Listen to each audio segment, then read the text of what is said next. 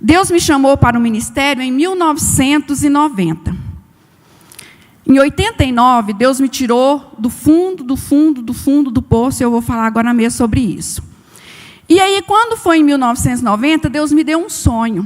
E eu fiquei muito preocupada com esse sonho, achando que, na época, eram meus irmãos que iriam passar por aquela situação. E eu ajudava e cuidava de 2 meninos em situação de rua. E um dia, estando na igreja, que eu era membro na época, um policial civil, que era seminarista, fez um apelo para que nós estivéssemos na delegacia de menores, falando de Jesus àquelas crianças e adolescentes. Então, assim, eu comecei meu ministério através desse chamado, desse sonho, com crianças em situação de rua, classe de boas novas, grupo familiar, e cumprindo aquele propósito para o qual Deus tinha me chamado. E agora eu vou começar uma história. Era uma vez, há muitos anos atrás, há uns 33 anos atrás, eu estava voltando para casa totalmente embriagada, trocando as pernas, em outras palavras. Eu havia saído do serviço, havia ido para um barzinho, bebido muito, já deveria ser mais ou menos 1h da manhã, e eu estava vindo de a pé para minha casa. E quando eu cheguei em casa, que eu cheguei no quintal, eu disse assim: Deus, o Senhor me ama? O Senhor ainda continua me amando? Porque se o Senhor continua me amando, me dá um sinal. E naquele momento o céu estava bem limpinho, não havia nuvens, não havia estrelas. De repente eu vi uma lua surgindo.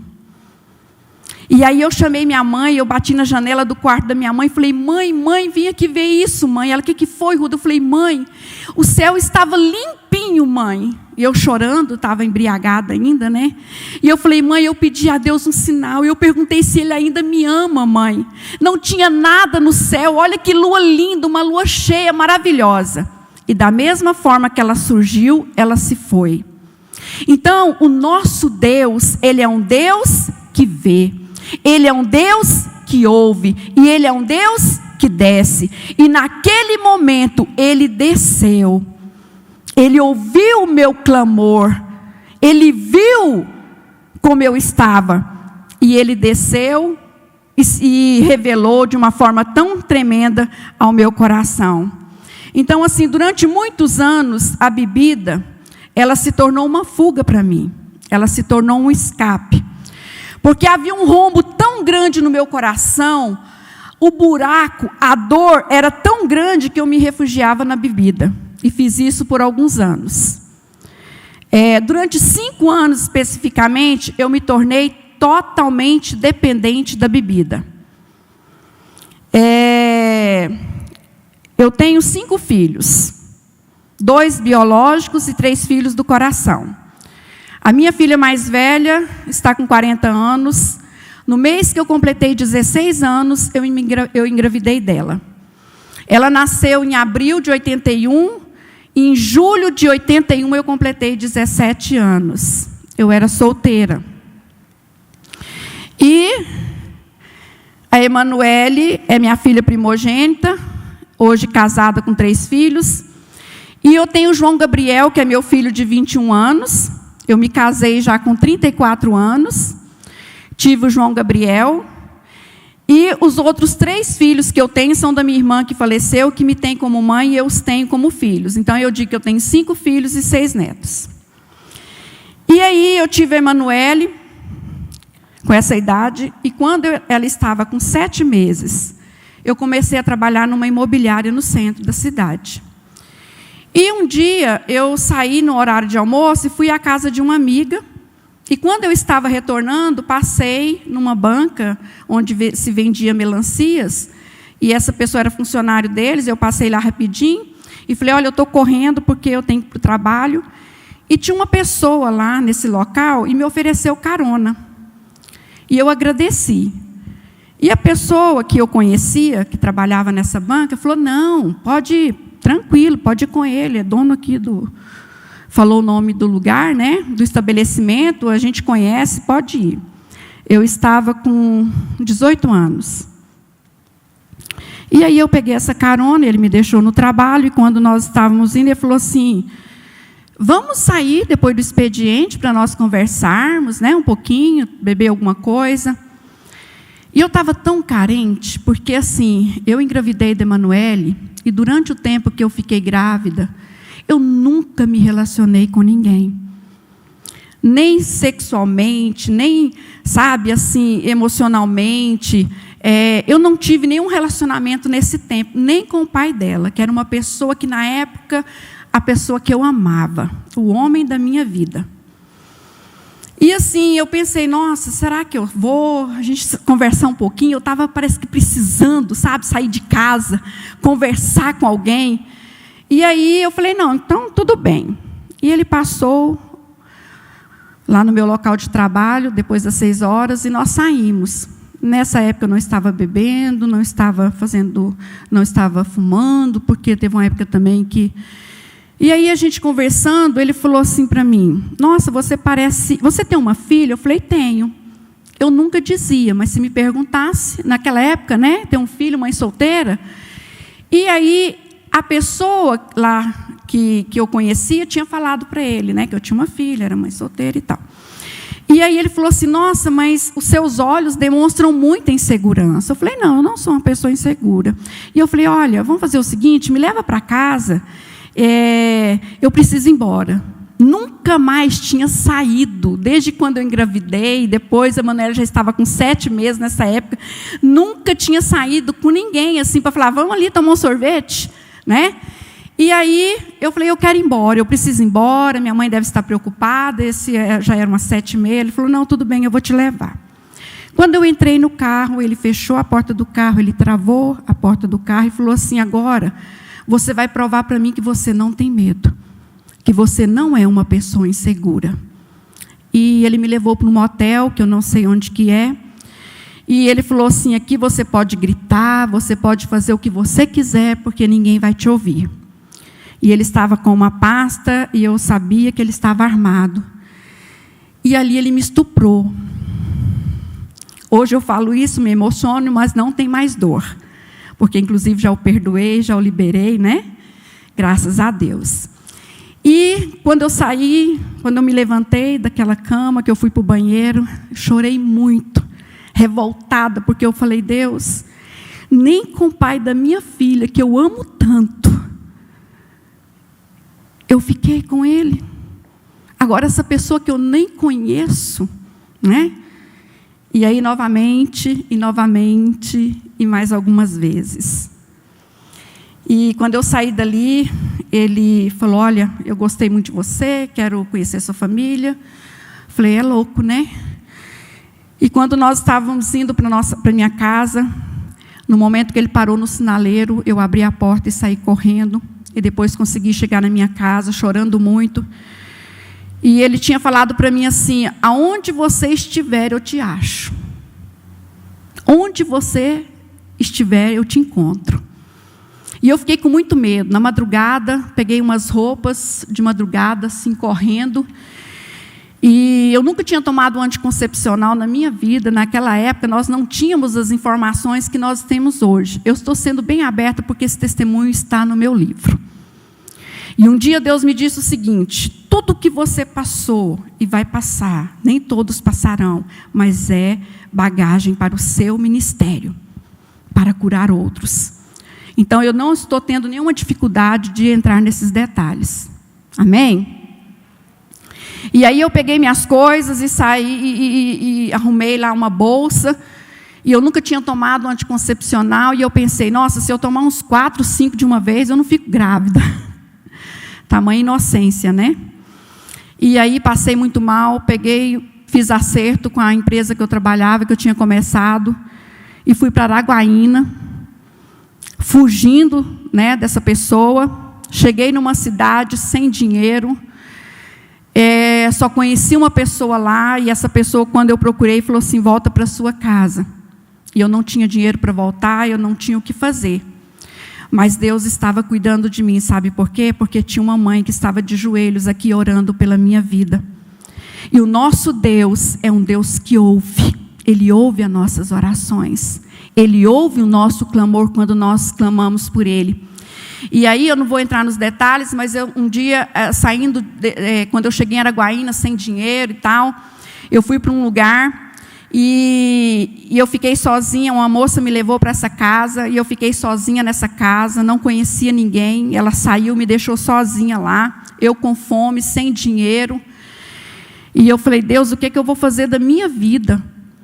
Quando foi no outro dia, era domingo, alguém bateu na porta dessa casa. Quando eu abri, uma adolescentezinha falou assim, olha, eu moro aqui do lado, e minha patroa mandou perguntar para você se você não quer almoçar conosco. Falei, como assim? Eu cheguei à noite, quase de madrugada, sem fazer barulho nenhum. E aquela menina chega lá na porta me chamando para almoçar. Mas havia uma mãe aqui em Goiânia, intercedendo pela minha vida.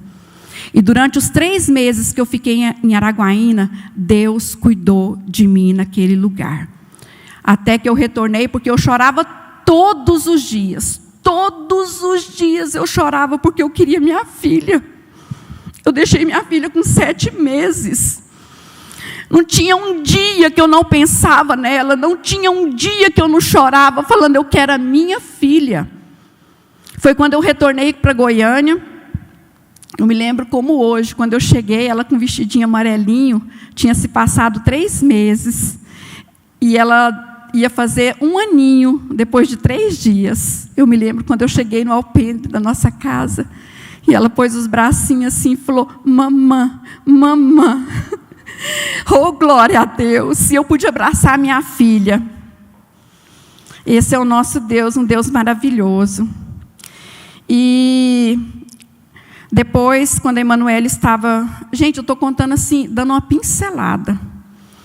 Porque se eu fosse falar de tudo, daria vários livros, né? Seriam vários livros. Entre Milagres 1, 2, 3, 4, 5. E depois que eu tive a Emanuele, passado 4 anos, eu engravidei novamente.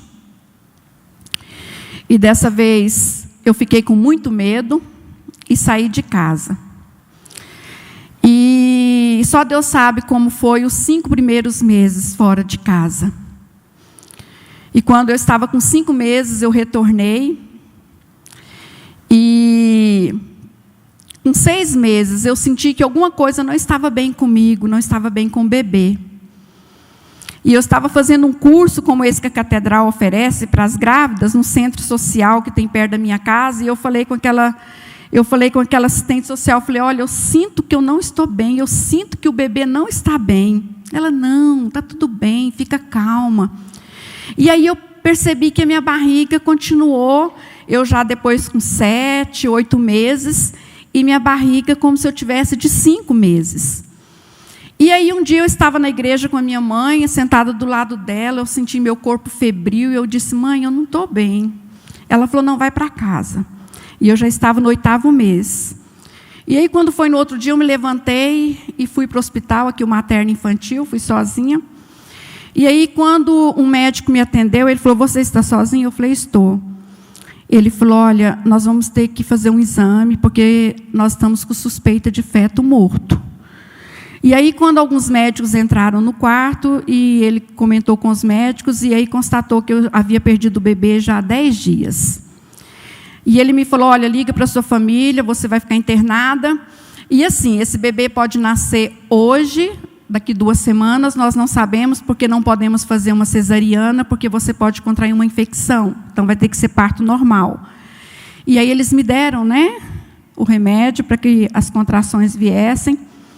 E ali, naquele momento, eu orei, chorei, falei, Deus, não me deixe morrer nessas condições. E aí, eu me levantei, fui no banheiro e vi que a criança começou a nascer.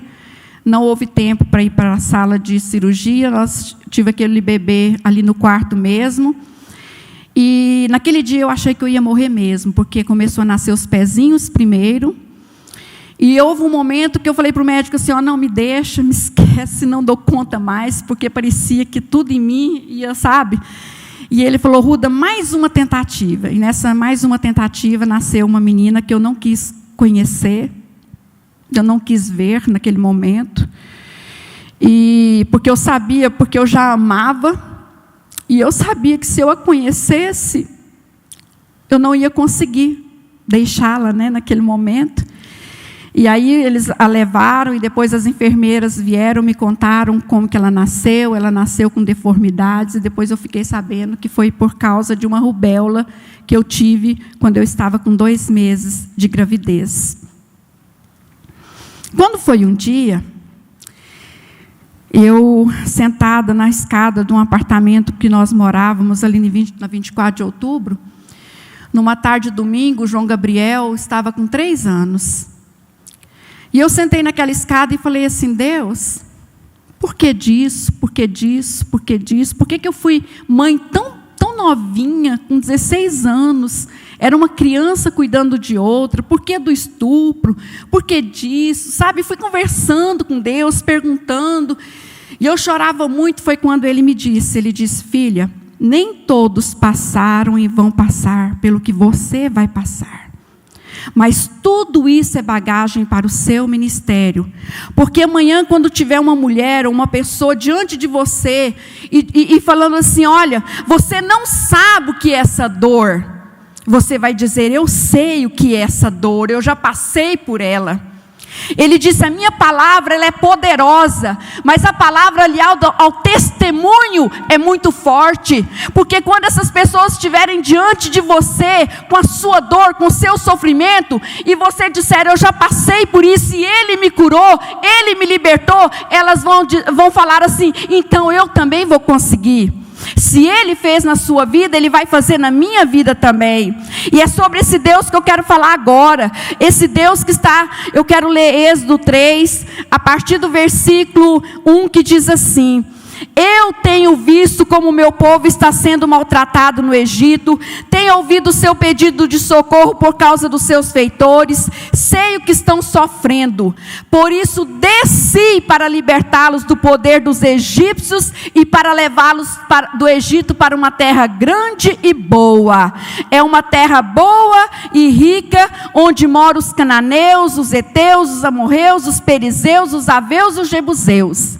De fato, tenho ouvido o pedido de socorro do meu povo e tenho visto como os egípcios os maltratam. Agora venha e eu enviarei ao rei do Egito para que você tire de lá o meu povo, os israelitas. O nosso Deus é um Deus que vê. O povo de Israel estava escravizado no Egito, um povo sofrido, um povo que chorava, um povo que clamava, e Deus um dia aparece para Moisés. Moisés estava lá no deserto cuidando das ovelhas.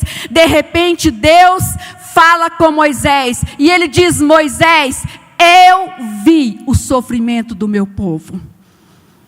Ele é um Deus que vê. Zaqueu, quando ele estava naquela árvore, Zaqueu, quando subiu naquela árvore para ver Jesus, antes de Zaqueu subir, Jesus já tinha visto Zaqueu naquela árvore.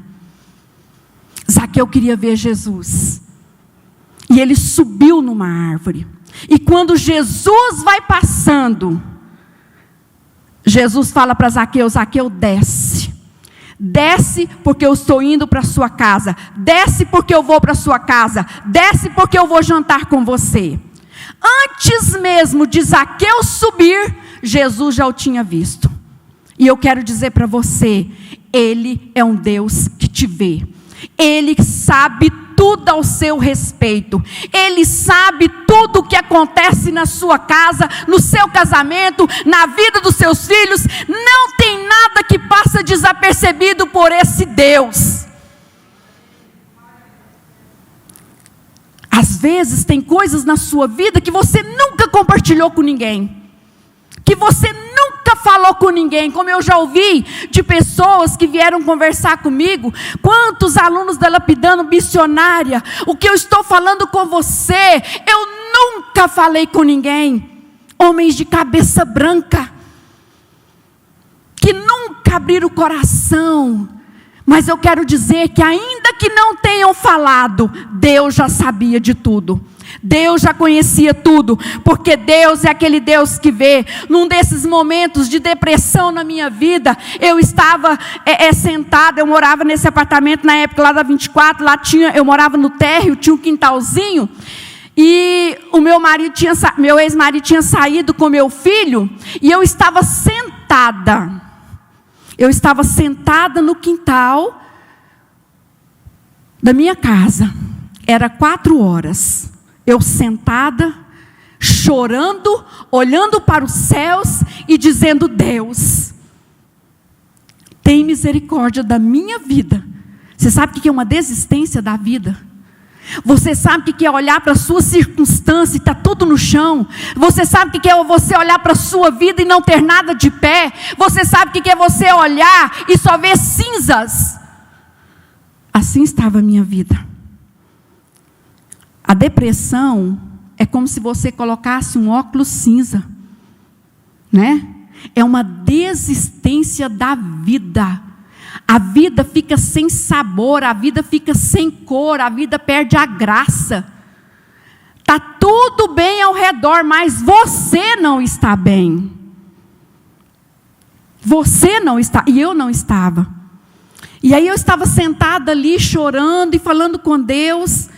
Sabe, era 4 horas da tarde, anoiteceu, ficou tudo escuro, as portas da minha casa abertas, e eu entrei, chorando, sentei no chão, peguei o controle da televisão, fiquei ali assim, passando o controle, quando de repente, um pastor que eu nunca vi na minha vida, de repente eu paro naquele programa, o pastor aponta o dedo na tela da televisão e fala assim: você aí, que está sentada nessa sala, no chão dessa sala, e está tudo escuro na sua casa, Deus manda te dizer: levanta, levanta. E eu falei: como assim? Eu me levantei, acendi todas as luzes da minha casa, naquela época que é telefone, né, de fio ainda, eu liguei, tinha um telefone lá na tela da televisão, eu liguei em Brasília, falei: olha, eu sou essa mulher que o pastor acabou de mencionar. Sabe por quê, gente? Só estava eu lá, na escuridão. Escuridão física e escuridão aqui dentro. Mas o nosso Deus, que é um Deus que vê, me viu lá. E falou comigo ali. Esse é o Deus que está aqui hoje. E eu tenho certeza que Ele está falando ao seu coração. Eu tenho certeza que Ele está se movendo na sua vida nesse momento. Ele é um Deus que ouve. Bartimeu era cego, sim ou não? Mas não era mudo nem surdo. Ele era cego. E um dia ele ouviu falar de Jesus. E aí, ele ouviu um movimento ali na porta da cidade, e ele perguntou: o que está acontecendo? O que está acontecendo? Uai, Bartimeu, você não sabe não? É Jesus que vai passando por aqui. Jesus? Peraí, eu já ouvi falar que ele cura, que Ele ressuscita, e eu sou cego. E a coisa que eu mais quero é ver. E aí o que Bartimeu faz? Começa a gritar: Jesus, filho de Davi, tem misericórdia de mim, tem misericórdia de mim. E aí Jesus vai passando, e ele ouve o grito, o clamor de Bartimeu. E Jesus fala: tragam até aqui. E Jesus pergunta: Bartimeu, o que você quer que eu faça? Oh, Jesus, o que eu mais quero nessa vida é ver. E Jesus então cura Bartimeu. E a coisa mais linda é que a primeira imagem, a primeira pessoa que ele tem é do Senhor Jesus. Então o nosso Deus é um Deus que vê e é um Deus que ouve. Amém? Quando eu engravidei do João, eu fui fazer o pré-natal com o médico da rede do SUS. E no 3º mês, nós estávamos ali com o médico, e eu falei para ele assim: doutor, primeiro é Deus na minha vida, depois o Senhor como profissional, porque 2 pessoas me haviam indicado esse médico, né?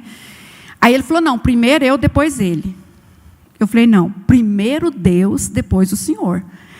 E aí ele falou assim para mim, então faz assim, quando você estiver lá, chama por ele. E aí eu saí dali com essa palavra e cheguei em casa. Eu falei para Deus, quando eu abri a porta da minha casa, que eu entrei na sala, eu falei assim, Senhor, o médico que eu estou com ele, fazendo o meu pré-natal, ele não crê no Senhor.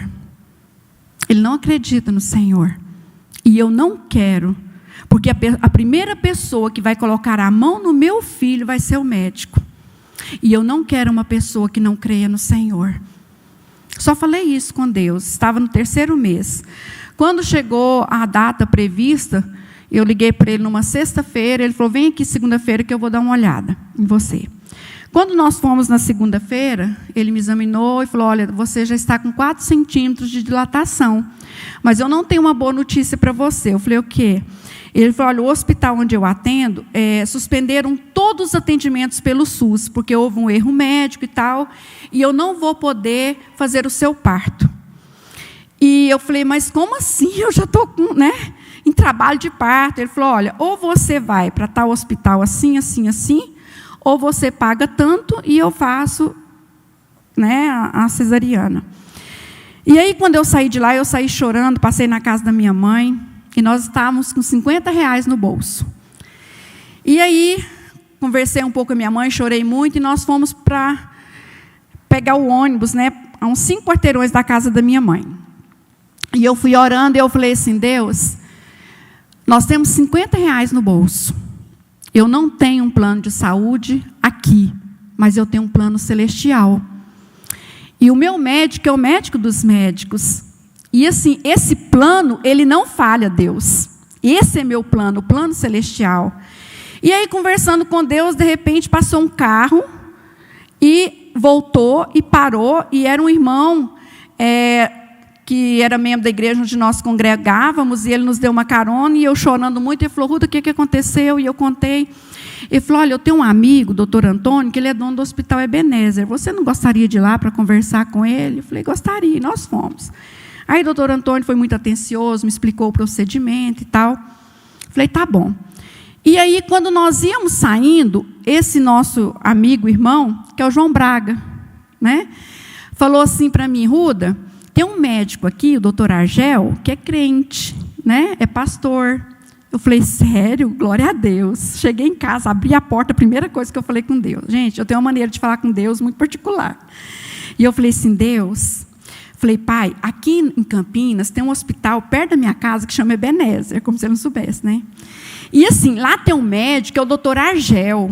Senhor, eu quero ter o meu bebê, eu quero que ele faça o meu parto, eu quero que ele pegue na cabecinha do meu filho. E aí, quando foi de madrugada, nós fomos, nos dirigimos para o centro materno, e de lá, quando nós chegamos no centro materno, o rapaz que nos atendeu falou, olha, não tem vaga no Ebenezer, porque não foi dada as altas ainda, a senhora tem que ir para o hospital tal. Eu falei, não, eu quero no Ebenezer. Ele falou, bom, lá não tem vaga ainda não, mas se a senhora quiser aguardar.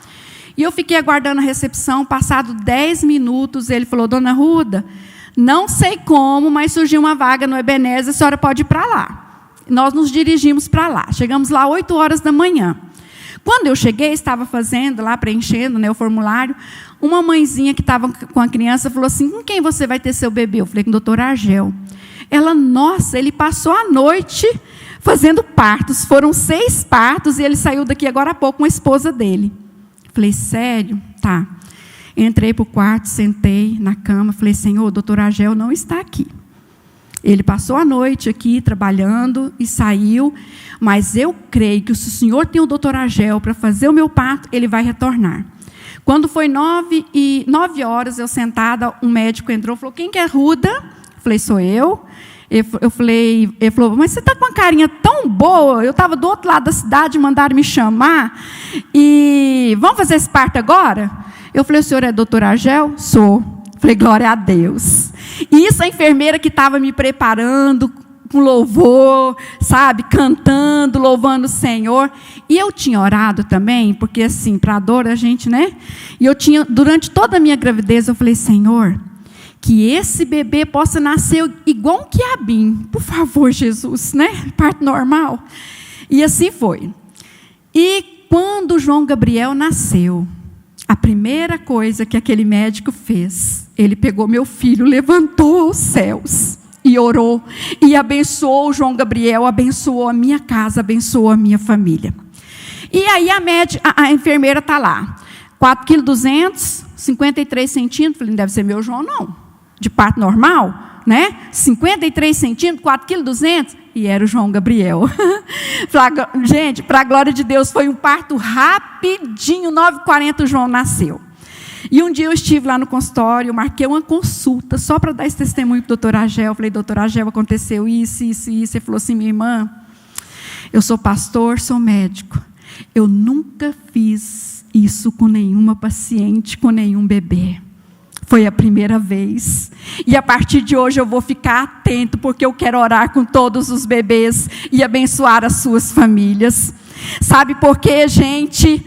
Esse é o nosso Deus, é o Deus que vê, é o Deus que ouve, e é o Deus que desce, é o Deus que vem ao seu encontro quando você clama por Ele, quando você chama por Ele. E eu quero dizer uma coisa, gente, eu não gosto de ficar presa, sabe? Ele é o Deus que não atrasa, que não chega fora de hora e que não deixa de vir. Ele chega na hora certa. Não na sua, não na minha, mas na dele. Porque a dele é melhor. Sabe por quê? O não de Deus é bom. O espere de Deus é maravilhoso também. E o sim de Deus.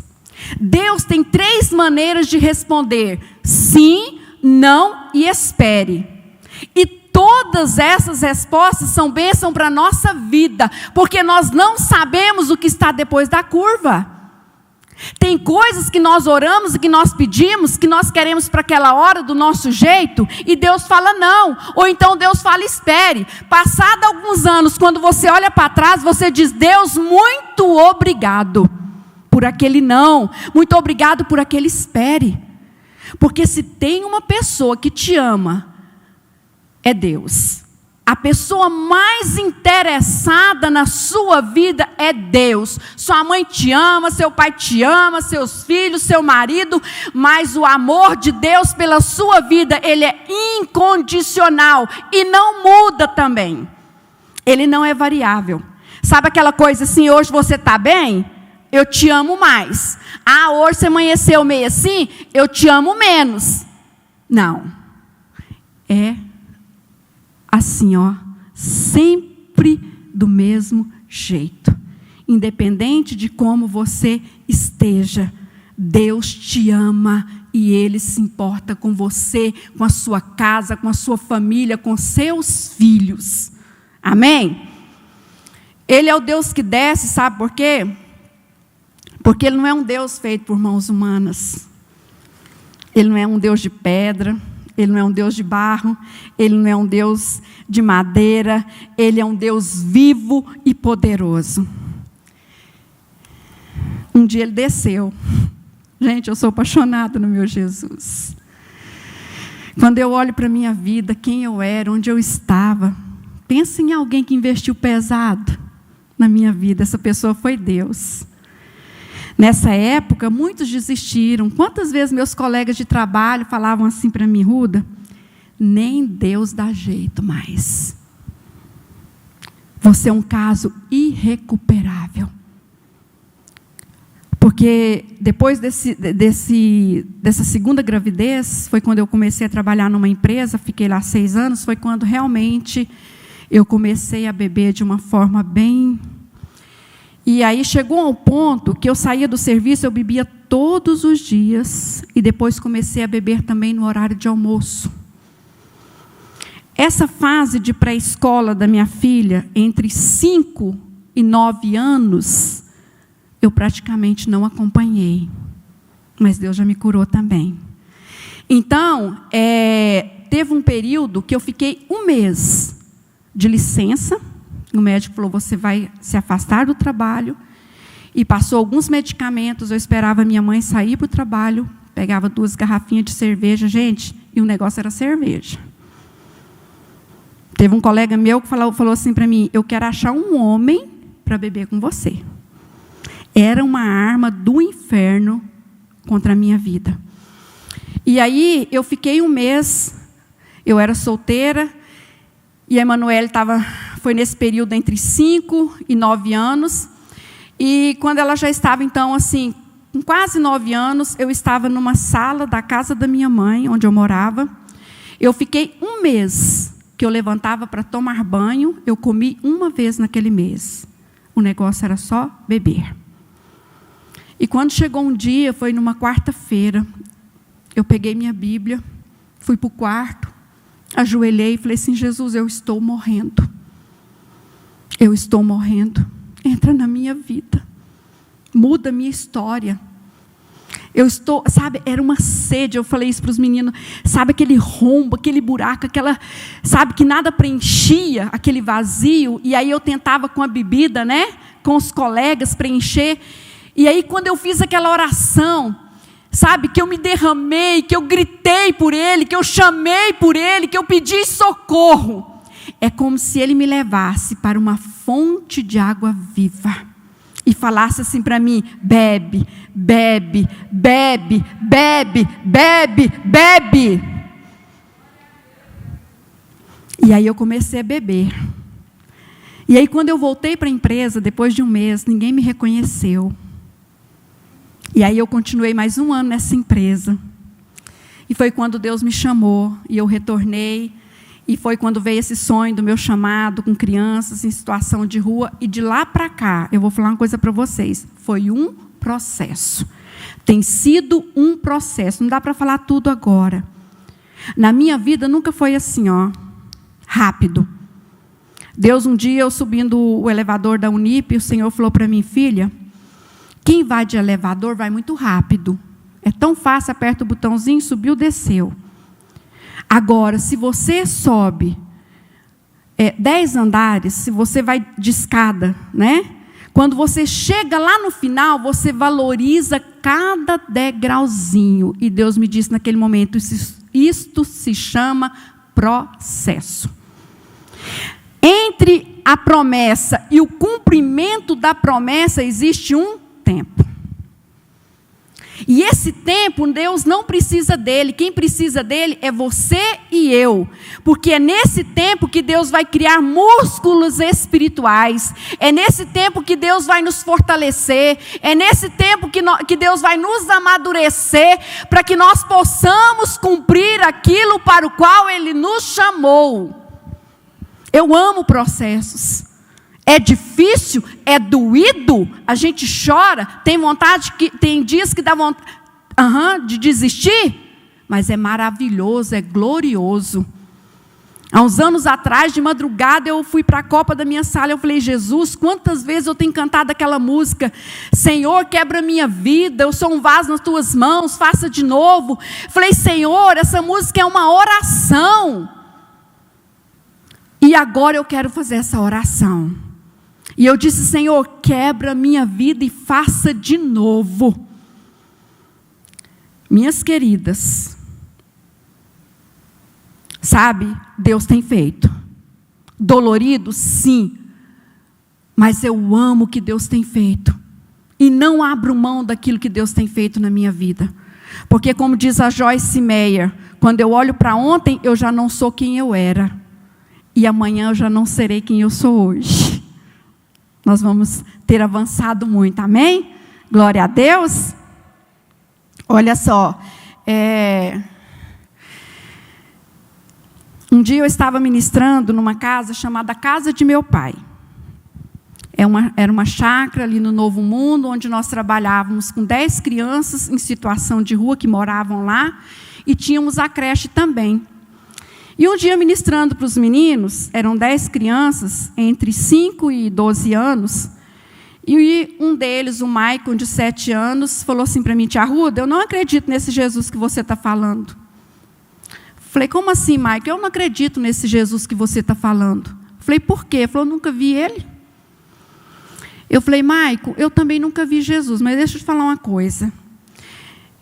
Quando Jesus esteve aqui, quando ele morreu lá na cruz, ele ressuscitou, Tinha alguns amiguinhos de Jesus, alguns discípulos de Jesus, que estavam fechados numa casa, todos ali, sabe, portas fechadas, janelas, todo mundo com medo de que acontecesse com eles o mesmo que aconteceu com Jesus. Estava todo mundo lá trancado nessa casa. De repente, Jesus apareceu no meio deles e falou assim: paz seja convosco.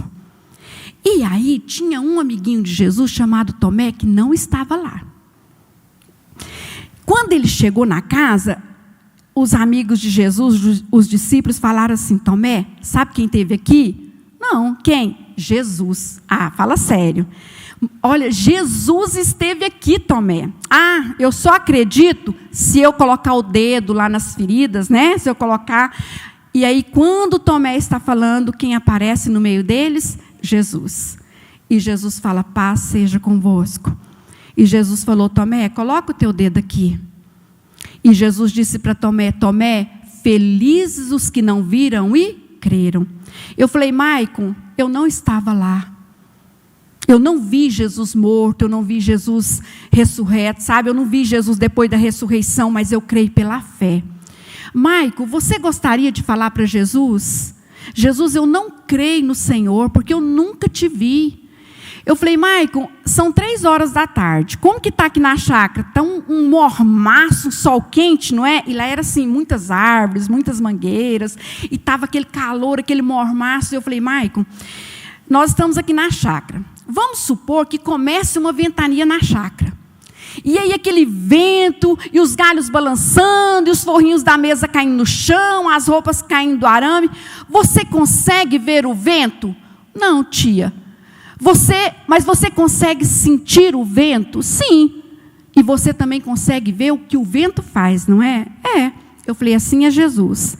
Nós não o vemos com esses olhos, mas a gente pode ver o que ele faz e a gente pode senti-lo. Você gostaria de pedir Jesus para se apresentar para você? Ele falou: quero. Eu falei: então abaixa a sua cabecinha. E naquele momento nós oramos e eu disse: Jesus, o Maicon não acredita no Senhor porque ele nunca te viu, mas eu queria pedir que o Senhor se revelasse a ele, que o Senhor se apresentasse para ele. Gente, quando nós terminamos aquela oração, começou uma ventania na chácara. O céu fechou, o céu escureceu, começou uma ventania na chácara. E eu peguei a mãozinha do Maicon e nós corremos para o meio da chácara, os meninos foram também. E eu disse: Maicon, você consegue ver o vento? Não, tia. Você está sentindo o vento? Tô, tia. Eu falei: Maicon, olha só. E ele viu as roupas, tudo que nós havíamos falado, as roupas caindo do arame, os forrinhos da mesa caindo, os galhos das árvores. Eu falei: Maicon, você quer Jesus, Maicon? Você agora, Jesus está se apresentando para você. Você quer Jesus como Senhor e Salvador da sua vida? Quero, tia. Naquele momento nós nos ajoelhamos. E o Maicon confessou Jesus Cristo como Senhor e Salvador da sua vida. E as 10 crianças ali de joelho. Sabe o que eu acho lindo? Deus, sendo Deus, o Criador de todas as coisas, esse Deus grande e tremendo, Ele desceu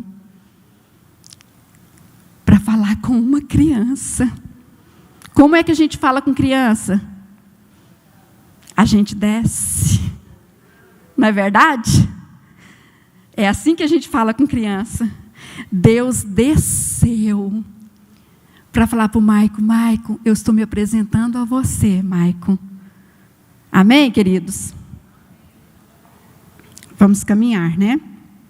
Olha só, Ele é Deus, é aquele que era, aquele que é e aquele que há de vir. Ele é o grande eu sou. E eu quero dizer para você que o grande eu sou está aqui, como ele disse para Moisés. Ele está aqui nessa tarde. Amém? Você precisa de cura? Ele é a cura. Você precisa de libertação? Ele é a sua libertação. E conhecereis a verdade vos libertará. E se, pois, o Filho vos libertar verdadeiramente, sereis livres. Tem um rapaz que foi aluno também da Lapidano. Um dia ele estava sentado, pastora Cássia, lá no refeitório, né, onde a gente faz o culto, onde é o refeitório. E ele foi me contar a história dele. Ele é do Pará e o testemunho dele é público, ele já me permitiu falar, ele é do Pará. E a família toda desistiu do Joelson. A única pessoa que continuou com ele foi Deus e a mãe dele. E aí, um dia a tia dele ligou para a mãe dele e falou assim: vem para Goiânia, vem para minha casa, porque você vai ficar adoecida também.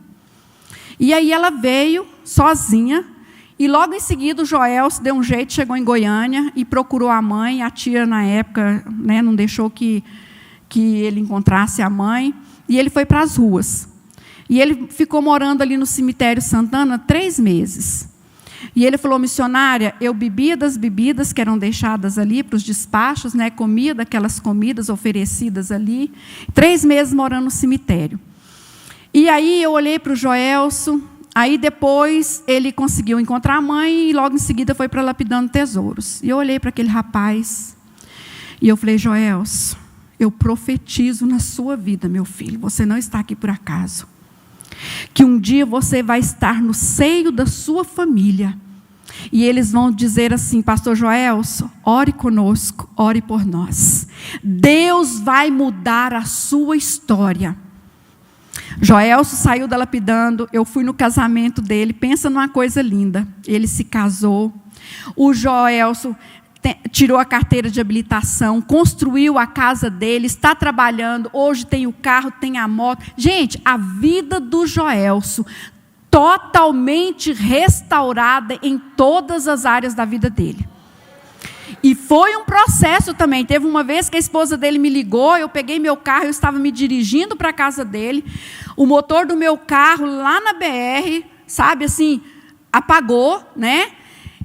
Mas eu nunca desisti do Joelson, como eu nunca desisti de outros e não desisto, sabe por quê? Porque Deus nunca desistiu da minha vida. Amém, queridos? E Deus não desiste de você. Você precisa de salvação? Ele é aquele Deus que salva. Minha mãe, a irmã Terezinha está aqui, né? A irmã Terezinha, a pastora Cássia, sempre conta o testemunho dela, quantos anos ela orou pelo seu marido, pelo seu esposo, né, irmã Terezinha, e morreu convertido.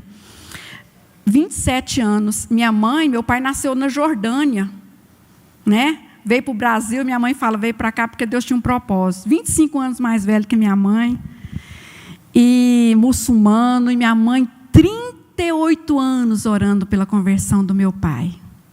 Quantas pessoas falavam para minha mãe assim: chuta o balde, larga de mão disso, né? Mas a minha mãe sempre ali, perseverante. Minha mãe é uma intercessora, uma mulher de Deus, minha referência também de mulher de fé. E ela falava: eu sei em quem eu tenho crido, é poderoso e vai libertá-lo e vai salvá-lo. E meu pai morreu convertido depois de 38 anos de oração. O velório do meu pai foi um culto de celebração, com chofar, com músicas e testemunhos. Foi lindo demais, 38 anos. Então, não sei quanto tempo faz que você ora pelo seu marido, pelo seu filho, pelo seu pai, pelo seu vizinho, pelo seu amigo. Mas eu quero dizer uma coisa para você: não desista. Não desista, porque Ele é o Deus que salva. E é do jeito dEle, do jeito que Ele quer e no tempo dEle. Amém?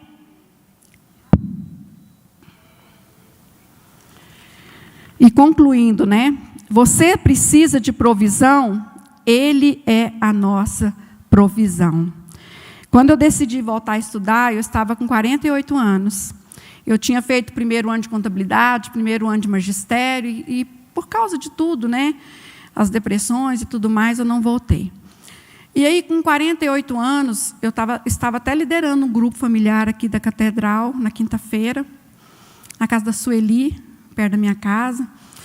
E eu orei, eu senti muito desejo de voltar a estudar. E eu perguntei para Deus: Deus, eu quero saber do Senhor, porque, irmãos, há algum tempo eu não tomo uma decisão, nada na minha vida, se eu não tiver uma palavra de Deus. E aí eu perguntei para Deus se era para me voltar a estudar, e aí Ele confirmou. Foi uma palavra assim que eu não tive dúvidas, né? Até através de um livro que eu estava lendo. Aí eu voltei a estudar, fiz o EJA em 2 anos, e eu falava: olha, eu vou fazer psicologia. Mas parece que só eu e Deus e minha mãe acreditávamos nisso, né? E durante esse tempo, no ministério e tudo, muitas pessoas já achavam que eu era psicóloga, né? E aí eu voltei, fiz o EJA, prestei vestibular, eu falei para Deus que eu queria fazer ou na PUC, ou na Unip, ou na Federal. Passei na Unip. E quando eu fui fazer, e eu encerro aqui com esse testemunho também, quando eu fui fazer, eu estava contando com o FIES, e o FIES é um financiamento semestral, você tem que renovar a cada 6 meses. E aí eu fiz o primeiro semestre contando com o FIES. Quando chegou em agosto, cadê o FIES? Nada. E aí eu estava agora com uma dívida lá na Unip de quase R$8.000. E eu tinha que renovar, para mim renovar minha matrícula, eu teria que pagar todos aqueles meses e a matrícula também. E orando, e quando foi um dia, a pastora Enoide estava aqui, numa segunda-feira, orando com as líderes ali embaixo. E quando ela foi orar comigo, ela falou assim: Ruda, Deus, eu estou vendo um envelope na sua mão direita e uma quantia na sua mão esquerda. Eu falei, é o dinheiro, né, da faculdade. E aí, na quinta-feira, eu entrei num propósito de oração e jejum, e os meninos da Lapidando, sempre que eu chegava lá, eles falavam: missionário, já deu certo, tudo já deu certo. Eu falava, amém. E quando foi um dia, na quinta-feira, era em agosto, estava acontecendo aqui as festividades do aniversário da igreja. E aí, um aluno chegou em mim, depois que eu ministrei, e falou assim: missionário, Deus tocou no meu coração que é para mim te dar uma oferta. Eu falei, olha, eu não posso aceitar essa oferta, né? Eu estou aqui para abençoar. Ele falou, não, mas Deus tocou no meu coração, já conversei lá com a direção, autorizaram, eu só preciso ir num caixa eletrônico para a senhora pegar essa oferta. E nós fomos. Quando ele me entregou aquela oferta, eu não tive nem coragem de olhar para ver o valor. Guardei, abençoei a vida dele. E ele falou, olha, missionário, a única coisa que eu peço é que a senhora ore pela minha filha, vai fazer uma cirurgia na coluna, de risco e tal. E aí eu saí dali e fui para a faculdade e saí mais cedo, vim aqui para a igreja, o Mark Anderson estava pregando sobre Ana, e eu estava sentado lá atrás com o Kelvin. Quando terminou, uma pessoa me procurou depois do culto e falou assim, Ruda, eu quero te entregar algo. E ela colocou a mão na bolsa e tirou um envelope. E eu já tinha uma quantia, né? E aí, quando ela me entregou esse envelope, eu também não abri na hora, eu abracei, abençoei, fui para casa. Quando eu abri aquele envelope, tinha R$5.390. E ela falou que ela se dispôs a ofertar R$1.000. Deus falou assim para ela, quanto que você tem guardado? Ela falou, Senhor, eu falou, dá tudo. E ela deu tudo. E aí, faltava no outro dia, eu fui fazer as contas, R$600. Quando foi no outro dia que eu cheguei em casa, o Kelvin, que é esse meu filho do coração, a mãe dele tinha morrido num acidente, e ele ia receber o DPVAT e tinha recebido o PIS, né? Ele falou, mãe, quanto está faltando? Ele me chama de mãe. Eu falei, filho, tanto. Ele falou assim, está aqui o cartão, você vai pagar a faculdade. Eu chorei muito, falei, não vou receber. Ele falou, vai, e você vai pagar a sua faculdade amanhã. Quando foi no outro dia, eu paguei e entrei pelos portões da frente, né? E disse, glória a Deus. Entrei pela, sabe assim? Cheguei no meio da faculdade mesmo, glória a Deus. E aí veio o semestre seguinte, não consegui. Mas olha só, esse irmão que me abençoou, a filha dele fez a cirurgia, não precisou nem da cadeira de banho. Essa pessoa da nossa igreja, do Manancial Feminino, que me abençoou, ela está no meu livro lá, ela me abençoou. 2 semanas depois ela chegou em mim e falou assim, Ruda, eu recebi 2 vezes mais do que eu ofertei na sua vida e ainda recebi um título dentro da minha profissão. Meu filho, eu estava com 17 anos, foi chamado para trabalhar numa operadora aqui de Goiânia. E aí, pensa assim, ele chegou lá um dia, tinha um pessoal da televisão que queria fazer uma reportagem com ele como o melhor vendedor dessa operadora. E assim, ele só foi conquistando, né? Um menino com 18 anos. Aí no próximo semestre, ele já estava trabalhando. E aí nós pagamos, eu dei 12 cheques, paguei os cheques. E no 3º semestre, eu ali no computador o tempo todo e estava esgotando. Quinta-feira ia esgotar o prazo, eu já não conseguiria mais o FIES. Quando foi no sábado de manhã, 7h30 da manhã, o meu FIES foi liberado. E eu consegui 100% do FIES sem avalista. E assim concluí o meu curso. Gente, quantas vezes eu cheguei naquela faculdade antes de conseguir? eu derramava o óleo lá na minha sala, assim, ó, chegava, né, não tinha ninguém, eu derramava o óleo, e um dia eu falei para Satanás, Satanás, tá vendo essa porta aqui, ó? São 5 anos que eu vou entrar e sair por ela, porque eu vou formar. Eu tenho promessa, eu tenho palavra de Deus, e eu vou me formar. E foram 5 anos.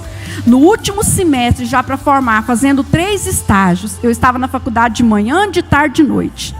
Me deu uma ansiedade generalizada. Foram 40 dias, mas por causa de uma medicação que eu tomei errada. 40 dias. Eu achei que eu não ia sobreviver.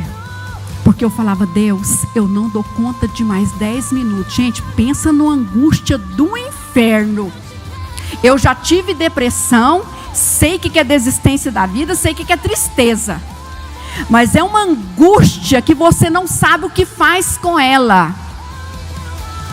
Eu ficava andando em casa, chegava na Unip, sabe, era o tempo todo naqueles corredores, andando naqueles corredores. Quando eu fui apresentar meu TCC, pouco antes de apresentar meu TCC, eu estava deitada nos corredores da Unip, participava das jornadas, nos intervalos era andando e clamando, porque eu não conseguia, eu falava, Deus, não dou conta de mais 10 minutos. Eu não dormia, o dia virou noite, a noite virou dia, eu não comia, pensamentos acelerados. Fiquei 3 dias na casa da G, que é do Manancial, que mora perto da Unip, a G cuidando de mim.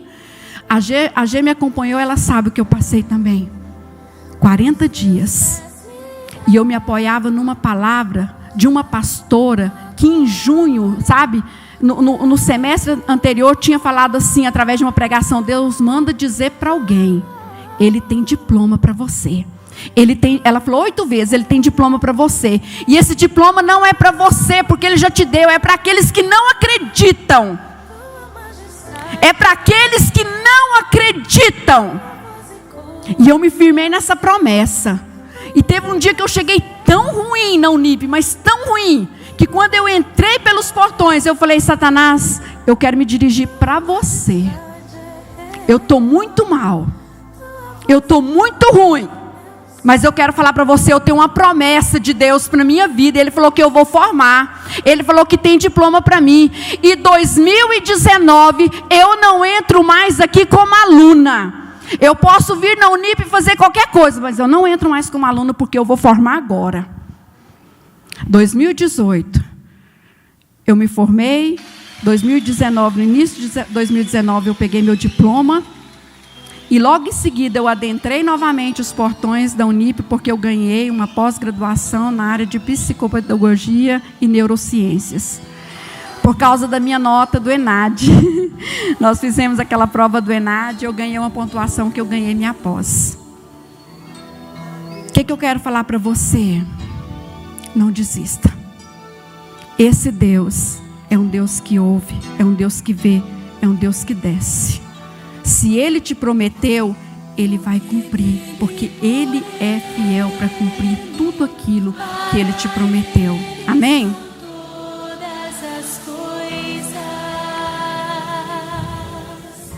Vamos encerrar, né?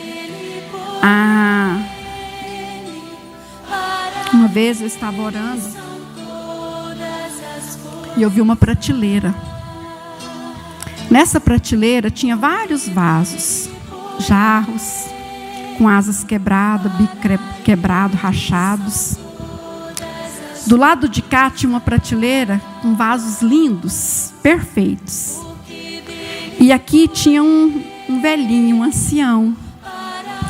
E ele estava com um barro nas mãos. Ele estava fazendo um vaso. E eu estava orando quando eu tive essa visão. Eu falei que quando eu tiver, eu ainda quero fazer uma pintura, sabe, na parede com essa visão.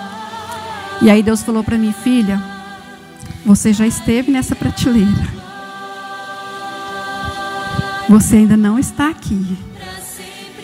Você é esse barro que está nas minhas mãos. Quando eu te peguei, você estava toda quebradinha. Era só os caquinhos, como eu já disse para ele muitas vezes. Jesus, quando o Senhor me pegou, era só caco. E ele falou, um dia você esteve aqui. Agora você está aqui, mas vai chegar o dia que você vai estar lá. E Deus falou de um ministério em evidência, né? Sabe, gente, às vezes você olha para a sua vida, como eu já olhei para a minha muitas vezes. Deus, como assim? O Senhor me usa para salvar, o Senhor me usa para curar, mas eu mesma estou precisando dessa cura, dessa libertação. Como assim?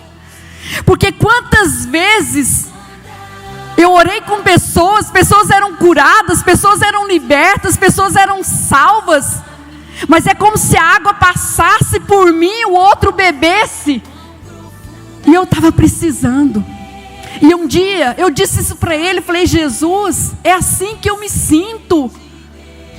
Tanto é que quando ele me chamou, eu falei: Jesus, espera aí, deixa eu falar uma coisa para o senhor. Se eu fosse Deus, eu lá no meu quarto, quando ele me chamou para o ministério, né? Eu falei: Deus, espera aí, se eu fosse Deus e visse uma Ruth aqui na terra, eu jamais chamaria ela. Eu nunca chamaria. Porque eu sabia como eu era, como eu estava, as minhas emoções toda quebrada, toda machucada, cheia de traumas. Aí ele falou: abre a palavra. E ele me deu uma palavra. Como é que o lavrador sabe como é que ele tem que arar a terra, se não sou eu que o instrui, que falo para ele quais os instrumentos que ele tem que usar? E aí nesse dia, quando eu estava falando isso com Deus, né, sobre isso, sabe, dele, pessoas serem abençoadas e eu estar daquele jeito, aí eu passando a roupa ali, conversando com Deus, de repente um pastor fala assim: olha, havia um chinês que tinha 2 vasos. Um vaso era perfeito, lindo, maravilhoso, não tinha uma rachadura. O outro vaso, ele tinha uma rachadura bem grande. Mas todos os dias aquele chinês pegava aqueles 2 vasos, colocava um em cada ombro e descia, ia para o rio pegar água. E aí, quando ele retornava, um vaso chegava cheio e o outro chegava com água menos da metade. Aí um dia o vaso quebrado falou para ele assim: por que você ainda me leva? Por que você ainda me usa? Olha só, eu tenho rachaduras, eu não sirvo para nada. O outro, ele é perfeito, você coloca água nele, você o enche e quando ele chega, está intacto, a água está toda aí. E eu venho derramando, né? Eu venho quase que... Aí ele falou assim: olha para trás.